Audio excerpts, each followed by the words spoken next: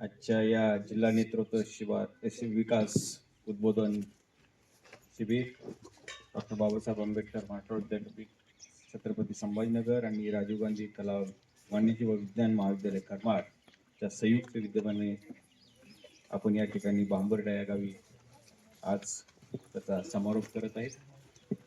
मागच्या 11 तारखेपासून तुम्ही सर्वजण हे शिबिर यशस्वी करण्यासाठी परिश्रम घेत आहेत. त्यामध्ये तुम्हाला ह्या कार्यक्रमाचे कार्यक्रमाधिकारी फडसर, त्या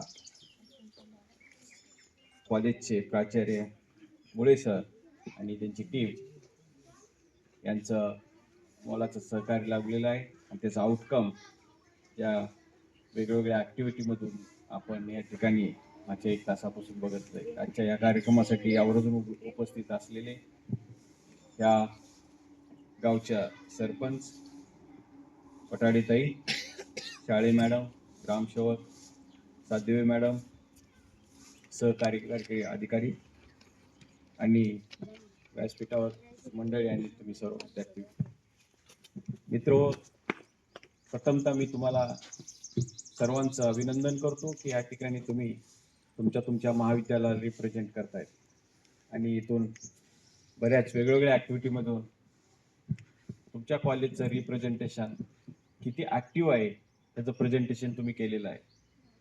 तरी तुमचं आणि तुमच्या कॉलेजचं पुन्हा आणखी एक वेळेस मी या ठिकाणी अभिनंदन करतो.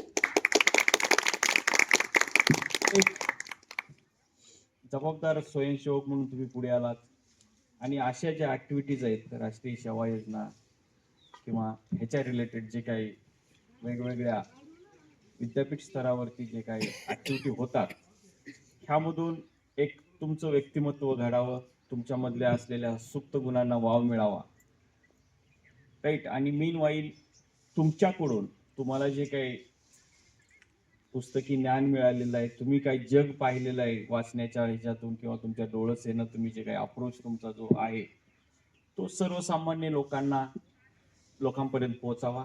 एक मोठी जबाबदारी तुमच्यावर टाकून त्या अशा ॲक्टिव्हिटीमध्ये म्हणजे विद्यापीठ असेल, कॉलेज असेल, आपला सहभाग नोंदवतो. मित्र, एक जबाबदार नागरिक म्हणून आपल्या पुढे बरेच काही क्वेश्चन आहेत, काही प्रश्न आहेत, काही चॅलेंजेस आहेत. आता पहिला काळ वेगळा होता. पहिला काळ म्हणजे आमचा काळ. त्यावेळेस एक लोकल प्रॉब्लेम वेगळे होते आणि ग्लोबल प्रॉब्लेम वेगळे होते. जागतिक स्तरावरती वेगळे प्रॉब्लेम होते. त्या प्रॉब्लेमचा आणि आपल्या लोकल प्रॉब्लेमचा तसा काही संबंध येत नव्हता. आपण लोकल प्रॉब्लेम मध्ये वेगळ्याच प्रॉब्लेम मध्ये आपण असायचं. गाव लेवलला वेगळे असायचे, शहर लेवलला वेगळे असायचे. पण आज जर पाहिलं की आपण जे मागच्या 10 वर्षापासून 10-15 वर्षापासून आपण ग्लोबलायझेशनच्या अप्रोचने ज्यावेळेस बघतो तर त्या ठिकाणी लोकल प्रॉब्लेम राहिलेच नाही. जे ग्लोबल प्रॉब्लेम आहे ते आपले लोकल झालेत, आपले लोकल प्रॉब्लेम हे ग्लोबल मध्ये कॉन्ट्रीब्युट करतायत. म्हणजे असंच एकच लिस्ट आली तयार. अगोदर वेगळं होतं, आपण अन्न, वस्त्र, निवारा असं लोकल आपण म्हणायचं की सर्वसामान्य लोकांना आपण एका फ्लो मध्ये, खेड्यातला एखादा मुलगा काही परिस्थितीमुळे जर एज्युकेशन मध्ये येत नसेल तर तो तसाच बाजूला राहायचा. आता तसं होत नाही. आता सिस्टीम तिथपर्यंत पोहोचलेली आहे, त्याला काही रिसोर्स नसताना ते पुढे येतात आपण, किंवा त्याला बाकीचे बरेच काही गव्हर्नमेंटने स्कीम दिलेले आहेत, राईट. पण ज्यावेळेस आपण ग्लोबल प्रॉब्लेम बघतो त्यावेळेस आता करंट इश्यू जर आपण तुम्ही मागच्या 10-12 दिवसापासून आपण हाताळतोय तो एनर्जीचा, राईट. सडन आपल्याला किती लवकर पोहोचलं बघा. तिकडे युद्ध चालू झालंय आणि इकडे सिलेंडरला लाईन लागते, राईट. हा मेजर प्रॉब्लेम. म्हणजे किती डिपेंडन्सी, म्हणजे याच्यावरून लक्षात येईल तुमच्या की बाबा ग्लोबली असं काहीच राहिलं नाही की आपल्याला, आपण किती किलोमीटर दूर असेल तर आपण त्याच्या जवळ गेलेलो आहे. त्याची झळ लगेच आपल्याला दुसऱ्या दिवशी जाणवते, राईट. मग हे जर हा जर प्रॉब्लेम तुम्हाला एवढा लवकर तुमच्यापर्यंत पोहोचला असेल तर नक्कीच आपले जागतिक लेवलचे प्रॉब्लेम हे आपलेच प्रॉब्लेम म्हणून तुम्हाला फेस करावं लागेल.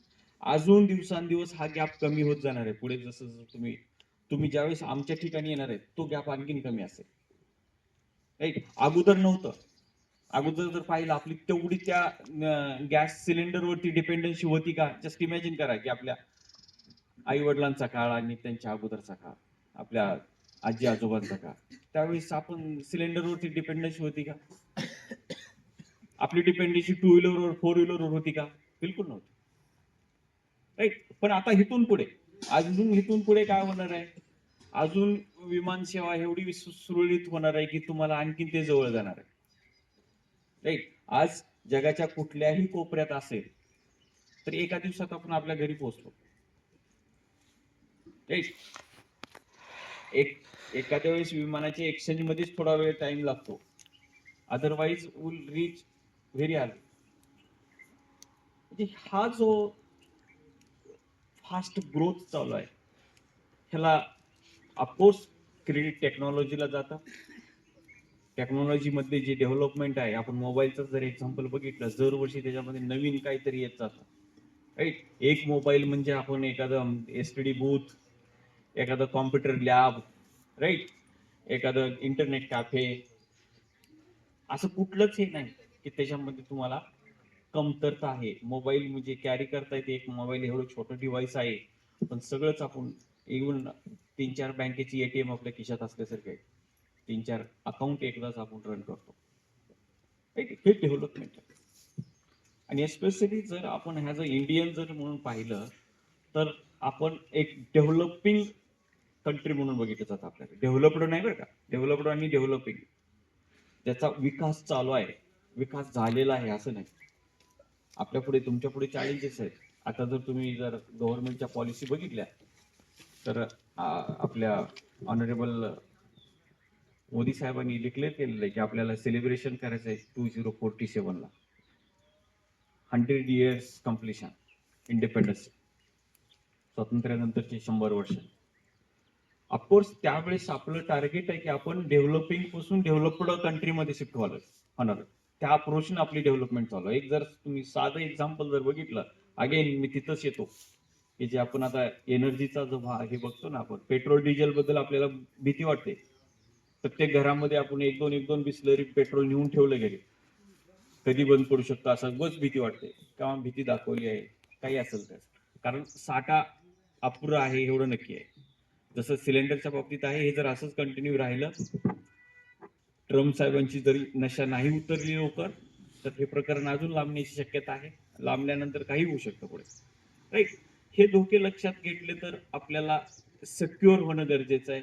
कोविडच्या पिरियडमध्ये आपण पाहिलं आपल्याला किती सिक्युरिटीची, इंडिपेंडन्सीची गरज होती, कारण बऱ्याच काही मेडिसिनला आपण डिपेंड होतो चायनावरती. राईट, काही चांगल्या कंट्रीनी, चायनानी व्हायरस रिलीज केला, हे सगळं इतिहास आहेच येतो आपल्या समोर. तरी पण सगळंच जग थांबलं म्हणून आपण थांबलेलं आपल्याला लक्षात आलं नाही. तर आपणच नुसतं थांबलो असतो तर आपण आता कुठंच नसतो.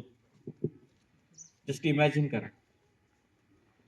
राईट, त्याच्यामुळे गव्हर्नमेंटने एक इंडिपेंडन्सी चालू ठेवली. इंडिपेंडेंट व्हायचं आपल्याला. आपल्याला कुणाकडून एखादा कंपाऊंड म्हणजे एखाद्या म्हणजे एखादा ड्रग आहे समजा, एक सिंपल एक्झाम्पल घेतो.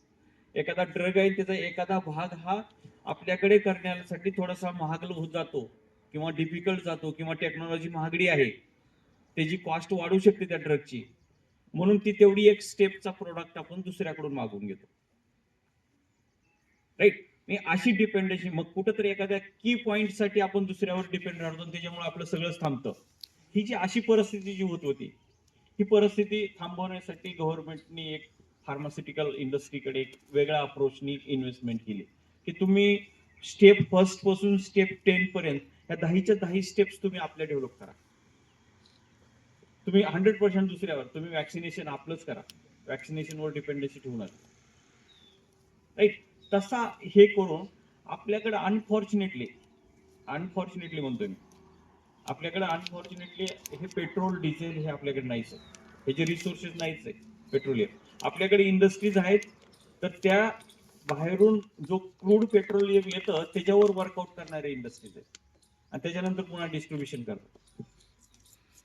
राईट, आपण म्हणतो ना इथं HP, Bharat, Indian oil, right, जिओचा आलेला आता, रिलायन्स आहे, हे एक डिस्ट्रीब्युशन आहेत, हे डिस्ट्रीब्युशन एजन्सीज आहेत. ऍट द एंड ओरिजिन एकच आहे.